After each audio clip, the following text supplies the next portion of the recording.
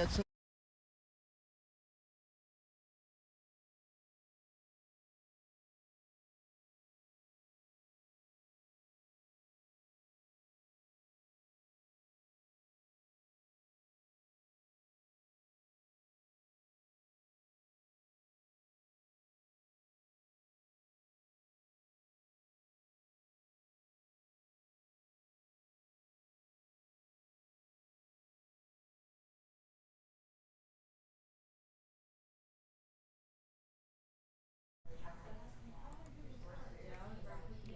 Hi there and good morning. I'm digital anchor Brandy Smith. We are standing by waiting for Governor Abbott to sign Senate Bill 1, the Election Integrity Act, into law. He is in Tyler, Texas. You can see the setup there in Tyler.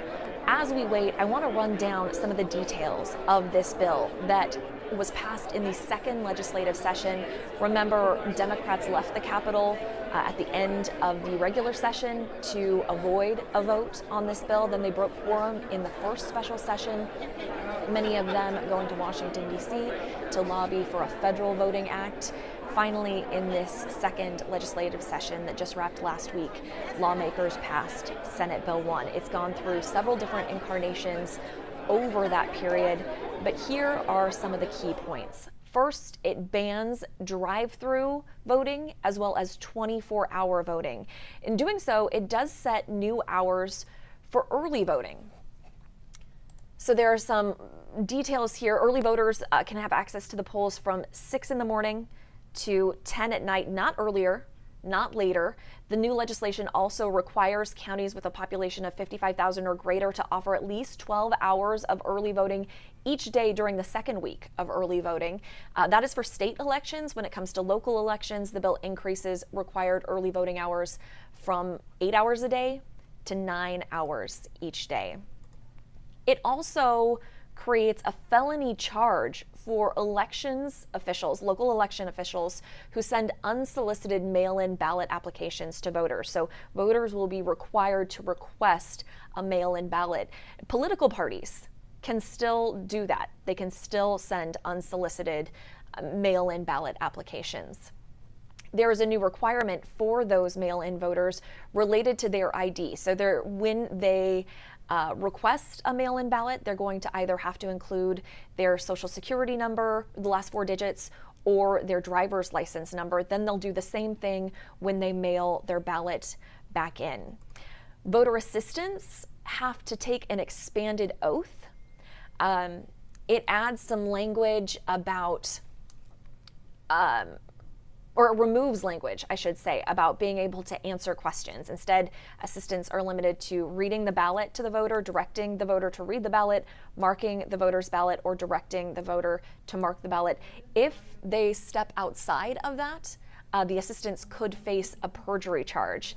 And one of the things there's a lot of questions about are these new rules for poll watchers. Partisan poll watchers will have to have training to be there on election day, but they can also be kicked out if they violate the state penal code. The law does give them, quote, free movement within a polling place, just not at a voting station where a voter is actively filling out his or her ballot. And their view can't be obstructed in a manner that would make observation not reasonably effective. And then one of the other highlights, I'll wrap up with this.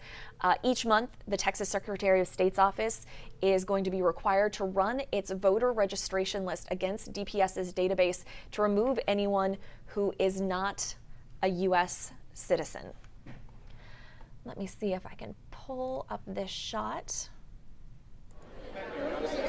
There we go, the live shot in Tyler as we await Governor Abbott signing Senate Bill 1 into law. He's joined by a number of lawmakers. Lieutenant Governor Dan Patrick is there, Senator Brian Hughes, State Representative Andrew Murr. This is a 76-page document, so those highlights that I gave you is really winnowing down a lot that's covered in here. Again, this was passed after a battle between Democrats and Republicans. Democrats left the Capitol in an effort to avoid its passage. Many eventually returned, and so quorum was restored during the second special session. This and a number of other bills were passed. We actually have a collection of some of the big bills passed during that second special session on KHOU.com if you want to look those over. We've also reviewed some of the big pieces of legislation to come out of the regular session and the first special session.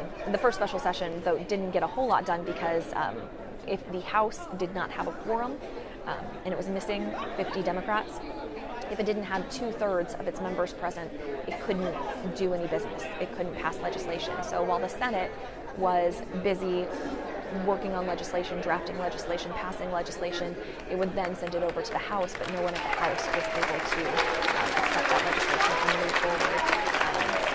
It sounds like we are getting going now. There's Governor Abbott.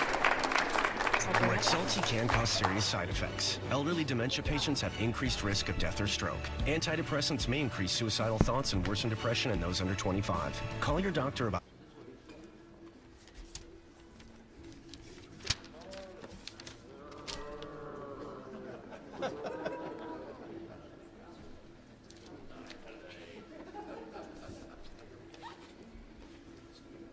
Well, I want to thank everybody for joining with us here today for the signing of some very important legislation in Texas. Now, one thing that all Texans can agree, and that is that we must have trust and confidence in our elections. The bill that I'm about to sign helps to achieve that goal. One thing that it does is it ensures that every eligible voter will have the opportunity to vote. One way that it achieves that is it provides even more hours of time for people to be able to go cast their vote. Let's do some comparison here because so you can understand the magnitude of the early voting time period that voters have in the state of Texas. Texas provides 12 days of early voting, and this law even adds more hours during those early voting days. By comparison, the president's home state of Delaware provides 0 days and 0 hours of early voting. No one is saying that what happens in Delaware denies people the right to vote.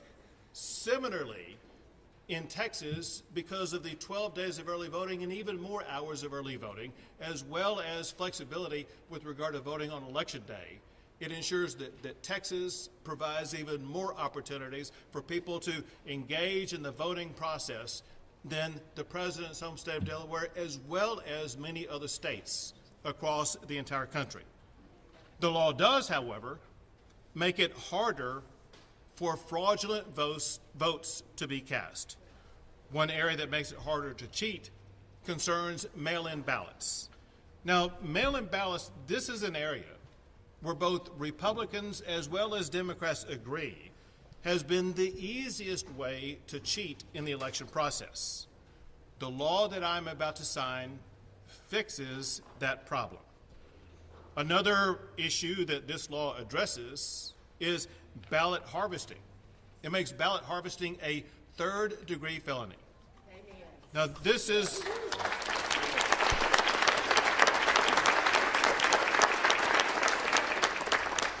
ballot harvesting is a serious problem in the state of Texas, and that comes from a federal district judge who was appointed to serve in Texas by President Barack Obama.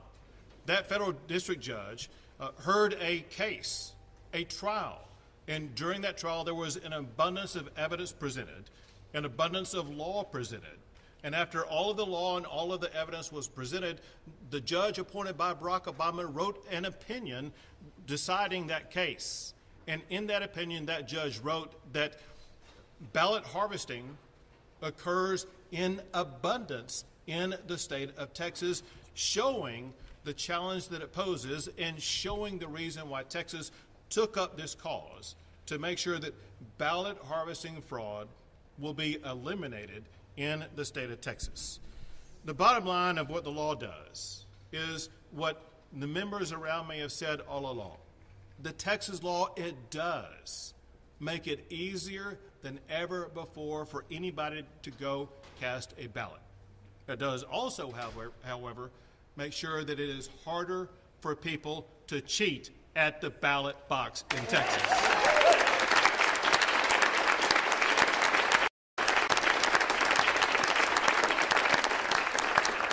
I want to thank the Lieutenant Governor Dan Patrick, Speaker Dade Phelan, Senator Brian Hughes, and Representative Murr, as well as the Texas legislature for their tireless work in session after session to make sure that we got this across the finish line.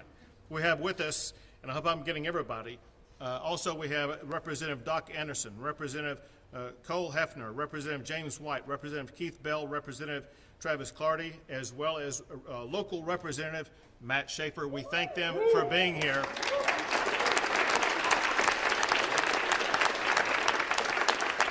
We thank them for helping to get this bill to my desk. Now, Lieutenant Governor Dan Patrick.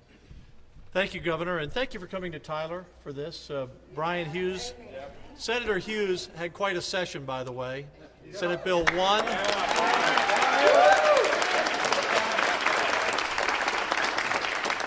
Senate Bill 3, Senate Bill 8, and Senate Bill 12, was it? Yes. 4 cornerstones of conservative policies that will help make Texas stronger. Quickly about this election bill, and I want to thank Representative Murr and Senator Hughes for getting this across the finish line. You hear the media, I'm sure no one here, the left-wing media, you hear the Democrats say it's tough to vote in Texas. Well, that's just a lie. The Texas Association of Business did a poll in June, and 95% of Texans said it's easy to vote in Texas.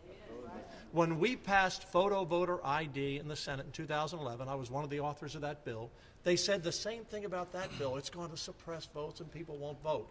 Since that bill passed, Texas has increased voter turnout more than any other state in the country.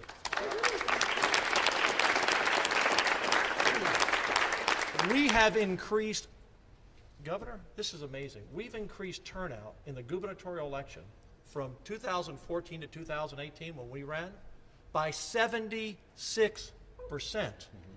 There were 5 million people who voted for Governor Abbott and myself. I'm talking about all voters in 2014, almost 8.5 million in 2018. You don't hear that from the left. You don't hear that from the Democrats.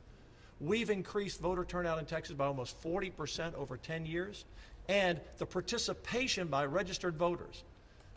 10 years ago, it was about 58% of all registered voters, and in this past election, it was almost 67%.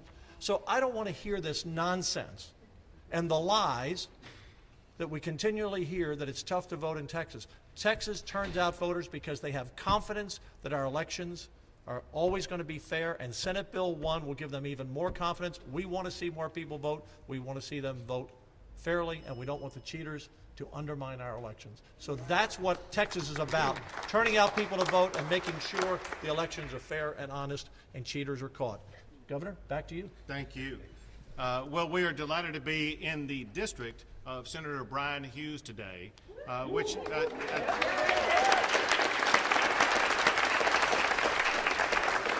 I think may also represent one of my hometowns, Longview, Texas, Yes, does it sir. not? Yes, sir. It's great to be back in my hometown of East Texas. But Senator, thank you for your leadership on this. Turn the mic over to you.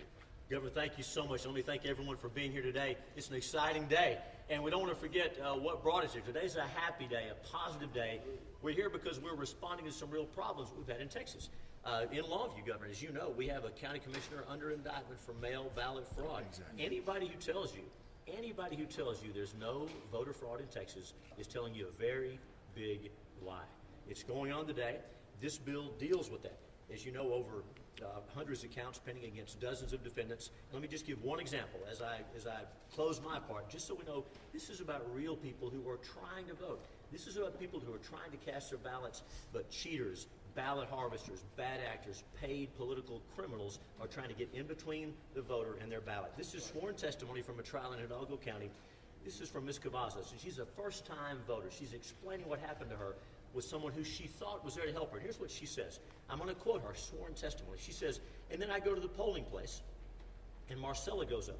I go to the polls, and Marcella comes up behind me. I had the intention of that she was going to assist me how to do those things because I didn't understand that machine. So she started punching in the machine. I don't even remember the language in the poll. So she was telling me, you're going to press here, you're going to press over there. So I saw that she put it in favor of the team she was on.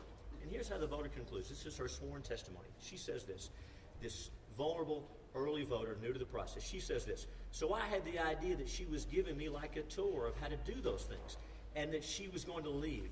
So by the time I told her, okay, let me vote on my own, she said, no, you already voted.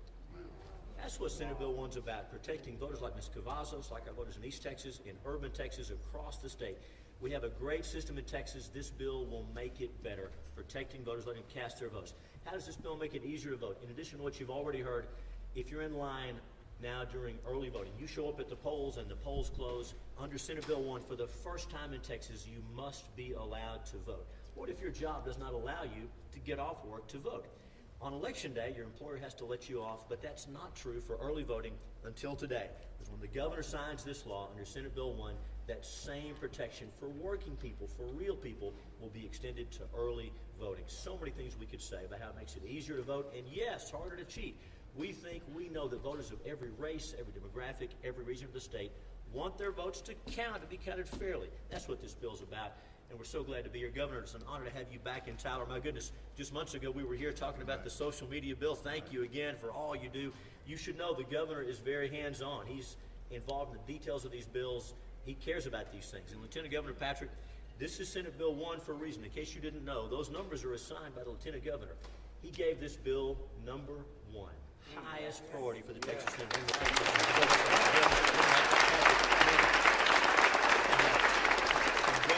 Governor Patrick continued to push these forward, ignoring what we heard from the woke corporations who hadn't read the bill, ignoring the national D.C. talking points, and protecting Texas voters. The right to vote. I know we have people who have worn the uniform. I know we have some that I know personally. The right to vote is too precious. The cost was too high for it to go unsecured. And so Senate Bill 1, easy to vote, hard to cheat. So thankful, so proud to be here today with each one of you. And let me thank each one who made phone calls, who made visits, who prayed, who got involved. In America, the government works for the people, and your voice matters. And I'm so proud to be here sitting next to Representative Andrew Murr. Known Representative Murr for a while. We hadn't worked on a big bill together until this, and I hope you got to watch him present this bill in front of the House. If not, it's worth a look to go back and look. You should listen to his closing remarks. He talks about an election fraud that took place back in the 1940s, and he might not be here but for that. He may not talk to us about that today, but I'm so thankful that he is representing the Hill Country in the Texas House, and he shepherded this bill through the process. He and the excellent members behind us got this bill and saw it through. And so I'm going to yield my time now and recognize Chairman Andrew Murr. Welcome to Tyler. I appreciate the opportunity to be here in Tyler, and hats off to Governor Abbott and Lieutenant Governor Patrick and Chairman Hughes. We couldn't have done it without any of you. All of you were engaged in this process, and I appreciate the opportunity to work with my House members to bring Senate Bill 1 before you today. I'll just point out, I don't want to beat a dead horse here, but Senate Bill 1 increases access to voting, provides safeguards to ensure that all legally cast votes are counted, updates outdated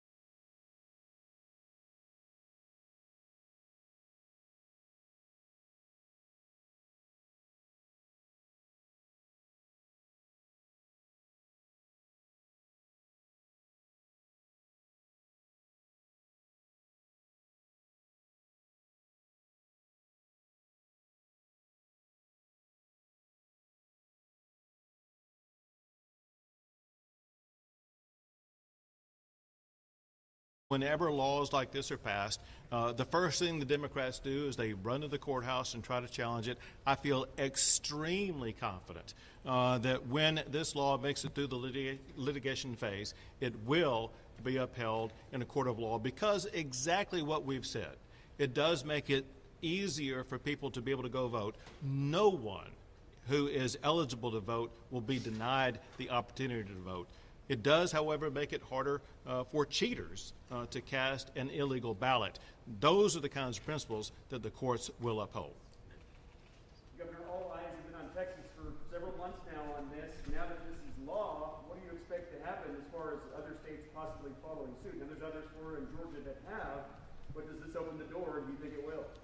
Well, listen, Texas obviously is a national leader as it concerns the laws that we pass and other states follow. And if other states are looking for a paradigm of what is a good approach to make sure that everybody who wants to vote is going to have the opportunity to do so, this is that type of bill. Not all states provide 12 days of early voting with the additional hours of early voting. Not all states provide that people will get time off from work to be able to go cast a vote. Not all states provide that people who show up in line during the voting hours, as long as they show up before the polls close, even if it's a 1 or 2 hour long line, they will be able to cast their vote. Texas does make it so easy to vote that this is a good paradigm for other states to follow. Two more questions. Governor, regarding the heartbeat bill, why force a rape or incest victim to carry a pregnancy to term? It doesn't require that at all because obviously it provides at least 6 weeks for a person to be able to get an abortion. And so for one, it doesn't provide that. That said, however, let's make something very clear. Rape is a crime, and Texas will work tirelessly to make sure that we eliminate all rapists from the streets of Texas by aggressively going out and arresting them and prosecuting them and getting them off the streets. So goal number 1 in the state of Texas is to eliminate rape so that no woman, no person will be a victim of rape.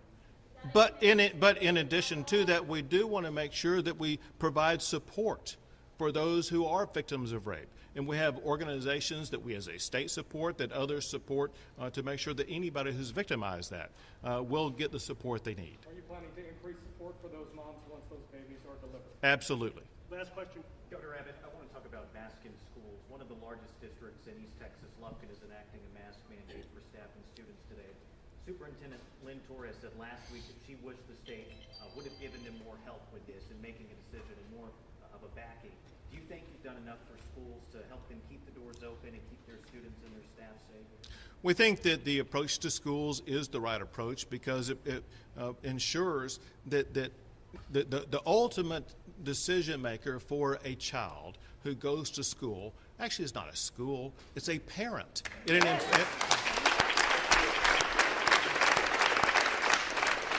What the state standard does, it prioritizes who must be prioritized, and that is a parent. Every parent has the right to decide whether or not their child will or will not wear a mask, and a parent knows far better than an educator or some other government bureaucrat whether or not a mask is right for a child. Another thing that we've seen is a hodgepodge of different rulings from different jurisdictions across the state of Texas. There are some school districts that are adamant against having mask mandates, while at the same time there are other school districts that want to impose mask mandates. And that is exactly why it is appropriate for the Texas Supreme Court to decide this issue so that we don't have a patchwork decision-making process across the state of Texas. Instead, we have uniformity coming from the governor of the state of Texas. Thank you.